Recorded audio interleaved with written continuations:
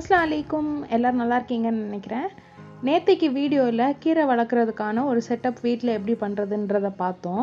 இன்றைக்கி அதில் potting mix ready பண்ணி நம்ம சீட்ஸ் எல்லாம் போட்டுடலாம். இப்போ அந்த ஆஷ் கலர் டப்பில் இருக்கிறது கார்டன் சாயில். நாங்கள் ஒரு தொட்டியில் செடி எதுவும் வைக்காமல் இந்த மண்ணை மட்டும் போட்டு ஃபில் பண்ணி வச்சுருந்தோம்.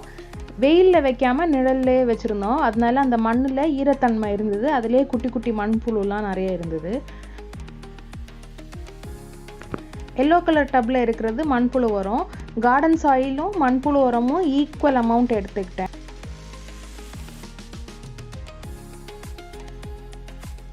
இப்போ அந்த மண்புழு உரமை ஃபுல்லாக நான் அந்த சாயில் கூடயே சேர்த்து தட்டிக்கிட்டு மிக்ஸ் பண்ணி எடுத்துக்கிட்டேன். நிறைய குவான்டிட்டி இருந்தனால மிக்ஸ் பண்ணி எடுக்கிறது கஷ்டமாக இருந்தது.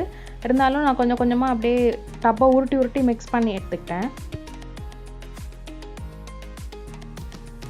இந்த பாட்டிங் மிக்ஸ் ரெடி பண்ணும்போது மண்ணில் மண்புழு உரத்தை தவிர வேறு எந்த கெமிக்கல் ஃபர்டிலைசர்ஸும் நான் யூஸ் பண்ணல.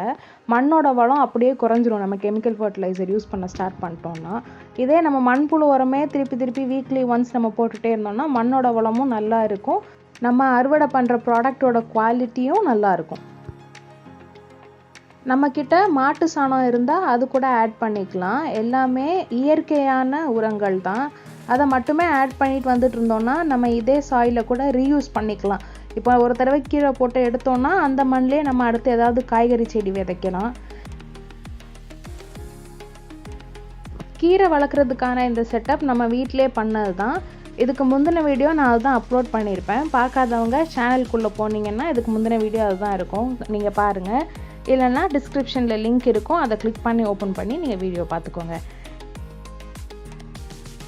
இப்போ எல்லா மண்ணையுமே தட்டி எடுத்துட்டோம். இது ஃபில்லாகிடுச்சு. கரெக்டாக இருந்தது அந்த மண் நம்ம ரெடி பண்ணது ஃபுல்லாக. இப்போ கீரை விதைகளாக உள்ளே விதைக்கலாம்.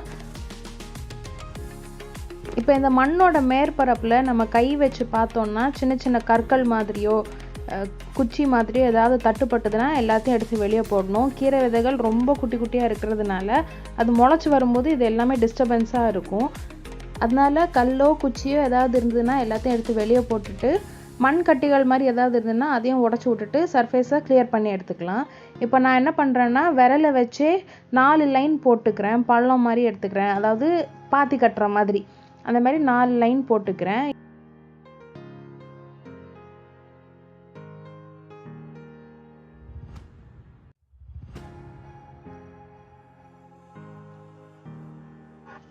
இப்போது விதைகளை நம்ம கையில் எடுத்துக்கலாம்.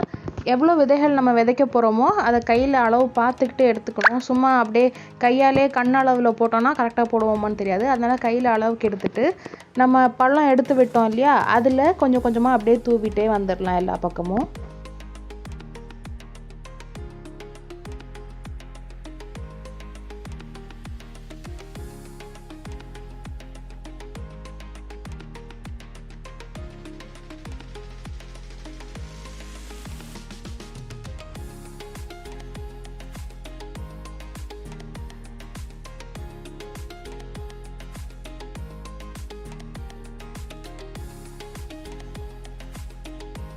இப்போ விதைகளை மண்ணை வச்சு மூடணும்.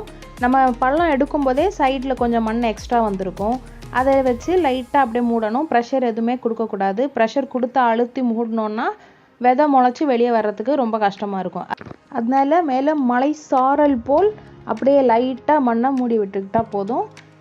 நான் விதைச்சது ஈவினிங் டைம் ஒரு 5-5:30 மணி இருக்கும். அதனால நான் இதை மூடி போடலை. நீங்கள் காலையில் விதைச்சிங்கன்னா அந்த ஈரத்தன்மை இருக்காது, வெயிலில் மண் ட்ரை ஆகிடும், அப்போது விதை முளைக்காது. அதனால காலை நேரங்களில் விதைக்கிறவங்க ஒரு ஷீட் போட்டு மூடி வச்சுருங்க விதை முளைச்சி வர்ற வரைக்கும். மேலே தண்ணி கையை வச்சு தொளிக்கணும். மக்கு வச்சோ ஹோஸை வச்சோ போட்டோன்னா விதைகள் 4 பக்கம் போயிடும், அப்புறம் ஒழுங்காக விதைச்சி வராது. இந்த மெத்தட் நீங்கள் கண்டிப்பாக ட்ரை பண்ணி பார்த்துட்டு கமெண்ட்ஸில் ரிசல்ட் சொல்லுங்கள். இந்த வீடியோ உங்களுக்கு பிடிச்சிருந்ததுன்னா லைக் பண்ணிவிட்டு சேனலை சப்ஸ்கிரைப் பண்ணிக்கோங்க. டாடா, பை.